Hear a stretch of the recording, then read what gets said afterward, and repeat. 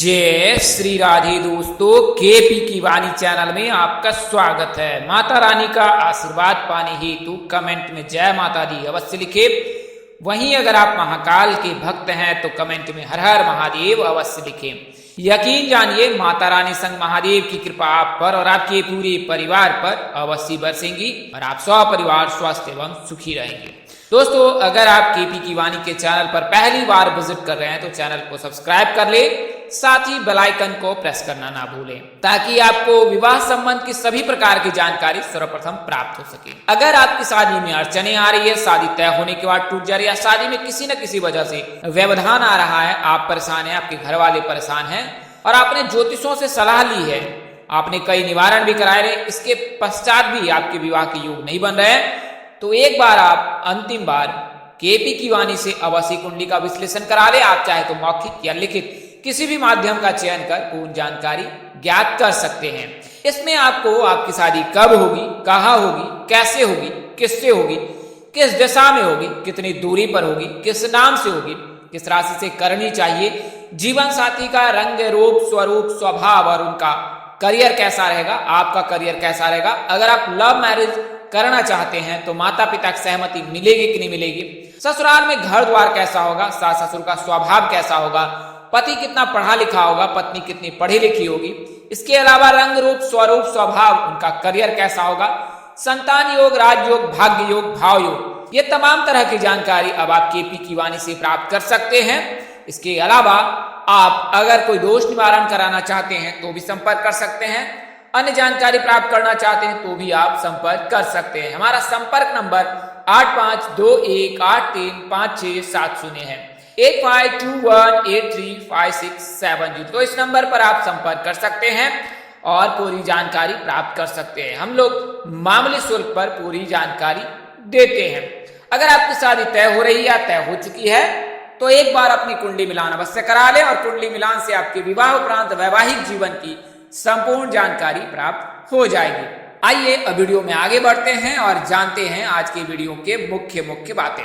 तो जैसा कि आपने थंबनेल में पढ़ा है कि अचानक विवाह के योग बनेंगे और चंद्रदेव के गोचर होने से जिन जिन राशियों के चंद्रदेव में का गोचर जिन राशियों में होगा उन राशि के जातकों के लिए विवाह के रिश्ते आ सकते हैं, अजनबी घर आ सकता है, रिश्ते प्रस्ताव आ सकते हैं, कोई महिला घर आ सकती है और विवाह रिश्ता लेकर आ सकती है या लेकर आ सकता है। तो तमाम तरह से जो 6 राशि के जातकों के जो है मई महीने में जो है 30 मई तक शादी फिक्स होने की संभावना है और उस दौरान उनके सगाई के भी योग है और उससे पूर्व जिन जातकों की शादी तय हो चुकी है उनकी शादी भी निश्चित ही हो जाएगी।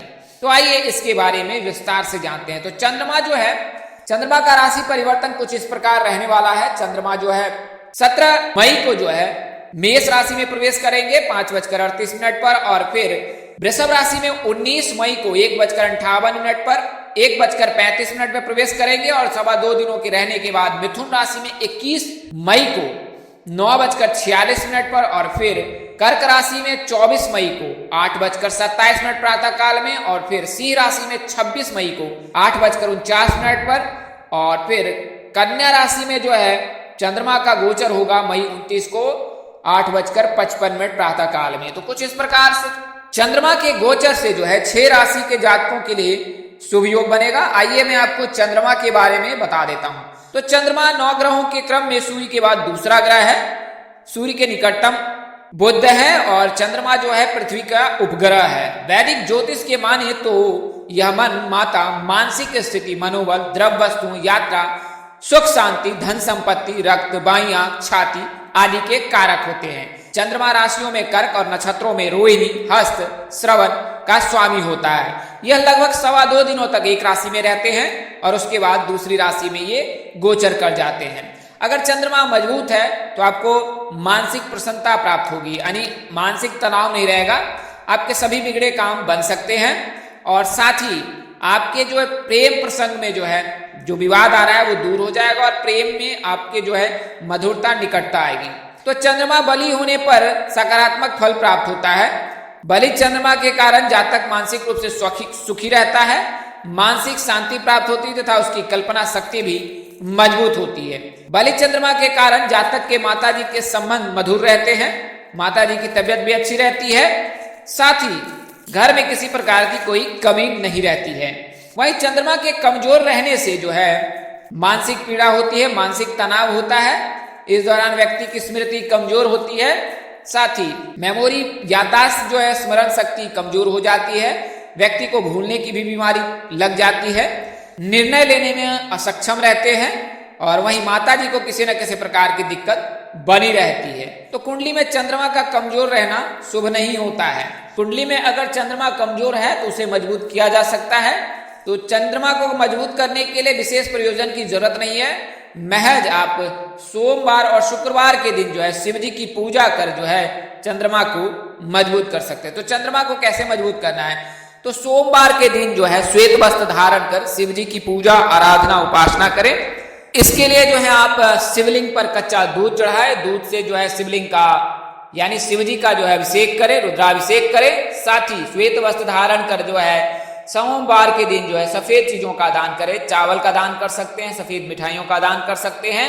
इसके अलावा शुक्ल पक्ष के प्रत्येक दिन जो है संध्या काल में जल में सफेद फूल डालकर जो है अगर चंद्रमा को अर्घ देते हैं तो चंद्रमा मजबूत होता है। इसके अलावा आप शिव जी को भी जो है सफेद फूल अर्पित कर सकते हैं, इससे भी चंद्रमा मजबूत होता है, क्योंकि स्वयं शिव जी ने जो है चंद्रमा को धारण कर रखा है और चंद्रमा के धारण करने से जो है चंद्रमा को अगर आप शिव जी को अगर आप सफेद फूल अर्पित करते हैं तो चंद्रमा मजबूत होता है। इसके अलावा ओम श्रीम श्रीम श्रेय सह चंद्रमसे नमः, ओम एम क्लीम सोमाय नमः, ओम श्रीम श्रीम चंद्रमसे नमः।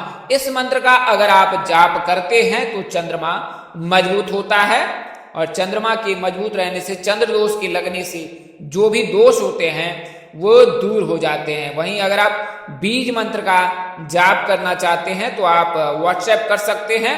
आपको व्हाट्सएप के जरिए आपको पूरी जानकारी दी जाएगी चंद्र मंत्र के और आपको चंद्र मंत्र दिए जाएंगे।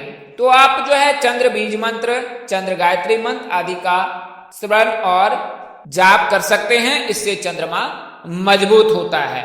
तो चंद्रमा को मजबूत करने के लिए जो मैंने आपको बताया उपरोक्त बातें आपने करना है, इससे चंद्रमा मजबूत होता है। वैसे मैं आपको बीज मंत्र बता देता हूं। तो ओम भूर्भुवः स्वः अमृत गंगाय विद्महे कलारूपाय धीमहि तन्नो सोमो प्रचोदयात्। तो इस मंत्र का जाप कर सकते हैं। वही चंद्रमा के जो बीज मंत्र हैं वो मैंने आपको बताए। ओम श्राम श्रीम श्रम सह चंद्रमसे नमः, ओम एम क्लीम सोमाय नमः, ओम श्रीम श्रीम चंद्रमसे नमः। तो इस मंत्र का आप जाप कर सकते हैं और इन मंत्रों के जाप से चंद्रमा मजबूत होता है। आइए अब मैं आपको उन राशियों के बारे में, दिशाओं के बारे में, दूरी के बारे में सब कुछ बता देता हूं।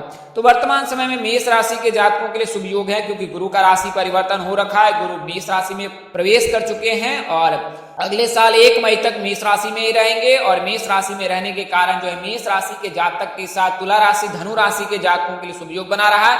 हालांकि आने वाले जो दिन है 30 मई तक, तो चंद्रमा का जो गोचर मेष राशि में होगा 2.25 दिनों तक, तो इस 2.25 दिनों में आपके घर पे रिश्ते आ सकते हैं, बातचीत आगे बढ़ सकती है। तो अगर आप मेष राशि के जातक हैं तो दक्षिण दिशा में शादी तय होने की संभावना प्रबल है। बात करें नाम की तो PRM नाम के जातक से हो सकता है।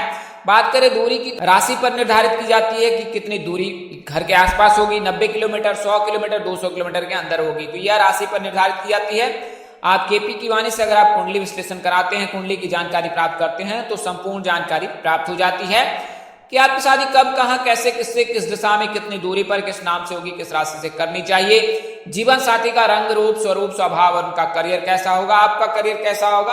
अगर आप लव मैरिज करना चाहते हैं तो माता पिता की सहमति मिलेगी कि नहीं मिलेगी। तो कुल मिलाकर कहे मेष राशि के जातक के मई महीने में शादी फिक्स होने के प्रबल योग बन रहे हैं। जून महीने में शादी हो सकती है, अन्यथा नवंबर दिसंबर में तो 100% हो जाएगी, क्योंकि राहु का गोचर जो है मीन राशि में हो जाएगा और मेष राशि मुक्त हो जाएंगे राहु से, तब गुरु चंडाल दोष से भी मुक्त हो जाएंगे और इससे फिर मेष राशि के जातक के विवाह के योग बन जाएंगे। वर्तमान समय में विवाह तय होने की संभावना प्रबल है। वृषभ राशि के जातक के बारे में बात बताऊं तो वृषभ राशि के जातकों के वर्तमान समय में सूर्य का गोचर हो रखा है। तो ऐसे जातक जिनकी आयु 27 वर्ष से अधिक है, वृषभ राशि के जातक हैं, उनके मई महीने में शादी फिक्स होने के प्रबल योग है। हालांकि लड़कियों के लिए विवाह में बाधा आ सकती है। वर्तमान समय में गुरु जो है द्वादश भाव में विराजमान है और द्वादश भाव में जब गुरु विराजमान होते हैं तो आध्यात्मिकता की दृष्टि के चलते हैं जातक की शादी नहीं होती है। तो अगर जब कभी आप पूजा पाठ करें तो आप गृहस्थ आश्रम के निर्वाह हेतु अगर आप कामना कर पूजा पाठ करें तो आपकी जो है मनोकामना अवश्य पूर्ण होगी, अन्यथा आप भक्ति में स्थिर होते रहेंगे और भक्ति में जब स्थिर हो जाएंगे तो ईश्वर फिर आध्यात्मिकता के आधार पर ही जातक को फल देते हैं। तो इसका आप अवश्य ख्याल रखें। अगर भौतिक सुखों का जो भोग करना है तो आपने गृहस्थ आश्रम निर्वाह हेतु जो है कामना कर पूजा पाठ करनी है, तो इससे जो है आप किसी की शादी के योग बनेंगे, अन्यथा आपकी शादी में देर हो सकती है। ऐसे जातक जो आध्यात्मिकता के प्रति जिनका अधिक रुझान रहता है, झुकाव रहता है, ऐसे जातकों की शादी में हमेशा देर होती है। खासकर कुंभ राशि के जातक जो होते हैं, कन्या राशि के जातक, मीन राशि के जातक, धनु राशि के जातकों के विवाह में बाधा होने के मुख्य कारण आध्यात्मिकता है। इन 5 राशि के जो जातक होते हैं अध्यात्म में अधिक रुचि रखते हैं और इस वजह से उनमें जो है धर्म कर्म की रुचि की भावना होती है और भगवान उनके भाव को स्थिर कर देते हैं और तत्पश्चात जातक की शादी में विलंब होता है। तो वृषभ राशि के जातक को 1 मई 2024 तक इंतजार करना पड़ेगा। हालांकि वर्तमान समय में वृषभ राशि के ऐसे जातक जिनकी आयु 27 वर्ष से अधिक है उनके लिए शुभ योग है। अगली जो राशि है वो कर्क राशि है। वर्तमान समय मैंने आपको बताया है कि कर्क राशि में जो है गुरु उच्च होते हैं, गुरु के उच्च रहने के चलते कर्क राशि के जातकों के शुभ योग बन रहा है। हालांकि उससे पूर्व जो है कर्क राशि के जातकों के लिए चंद्रमा के राशि परिवर्तन से शुभ योग बन रहा है। तो अगर आप कर्क राशि के जातक हैं तो आपके लिए शुभ योग है। वहीं मिथुन राशि के जातक भी इसमें शामिल है।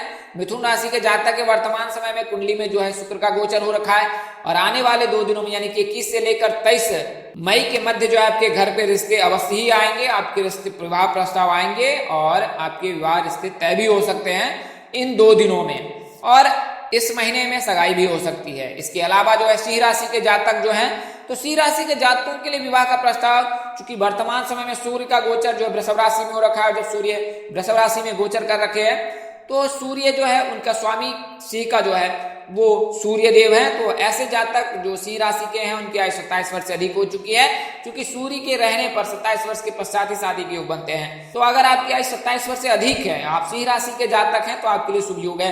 पूर्व दिशा में विवाह के योग बन रहे हैं, पूर्व दिशा में आपकी शादी के प्रस्ताव आ सकते हैं। अगर इस दिशा में विवाह प्रस्ताव लेकर जाते हैं तो वो रिश्ते तय होने की भी संभावना अधिक रहती है। अंतिम जो राशि है वो कन्या राशि है। कन्या राशि के जातकों के लिए भी विवाह के योग बन रहे हैं और उनकी सगाई शादी तय होने के 100% योग है। बात करें दिशा की तो उत्तर दिशा से रिश्ते आ सकते हैं या उत्तर दिशा में रिश्ते लेकर जा सकते हैं, और इन दोनों दिशाओं में अगर आप रिश्ते लेकर जाते हैं या आते हैं तो फिर आपकी शादी के रिश्ते तय होने की संभावना अधिक है और आपके जो है रिश्ते वो 26 से लेकर 29 मई के मध्य आने के प्रबल योग हैं और 29 के पश्चात भी योग है। तो कुल मिलाकर के 6 राशि के जातकों के लिए जो है विवाह तय होने के प्रबल योग है चंद्रदेव के गोचर से। मेष राशि के जातक, वृषभ राशि के जातक, मिथुन राशि के जातक, कर्क राशि के जातक, सिंह राशि के जातक और कन्या राशि के जातक। अगर जानकारी देने में अपने अनुज यानी मुझसे कोई गलती या त्रुटि रह गई हो तो कृपया मुझे क्षमा कर दीजिएगा। मेरी कोशिश आपको सत्य और सही जानकारी देने की रहती है। अगर आप कोई विशेष जानकारी प्राप्त करना चाहते हैं तो आप हमारे संपर्क सूत्र नंबर पर संपर्क कर सकते हैं। आप कमेंट भी कर सकते हैं। अगर जानकारी देने में कोई गलती रह गई हो तो कृपया आप सलाह अवश्य दें। ज्योतिष गणना के आधार पर आपको यह जानकारी दी गई थी। हमारा उद्देश्य महज आपको सूचना पहुंचाना था। आप इसे सूचना हेतु इसके अतिरिक्त अगर आप इनको मानते हैं, अपनाते हैं, उपयोग करते हैं तो इसके आप स्वयं जिम्मेवार हैं। आप चाहे तो केपी की वाणी संपर्क करें, अपने नजदीक के किसी प्रकार पंडित अथवा ज्योतिष से संपर्क करें। इस तरह की अन्य वीडियो देखने के लिए हमारे चैनल के डैशबोर्ड अथवा प्लेलिस्ट पर बने रहे। माता रानी कृपा आप पर और आपके पूरे परिवार पर बनी रहेगी। शुभकामनाओं के साथ आपसे विदा लेता हूँ कि जल्द एक नई वीडियो और एक नई जानकारी लेकर आपके समक्ष हाजिर होऊंगा। तब तक के लिए मुझे इजाजत दे। आप जहां रहे मस्त रहे, स्वस्थ रहे, व्यस्त रहे। माता रानी का असीम कृपा बरसती रहे। परमपिता परमेश्वर आपको सद्बुद्धि, सत्मार्ग और आगे बढ़ने की शक्ति दे। नमस्कार, जय श्री राम दोस्तों, जय श्री कृष्णा, जय माता दी, जय वाहिगुरु।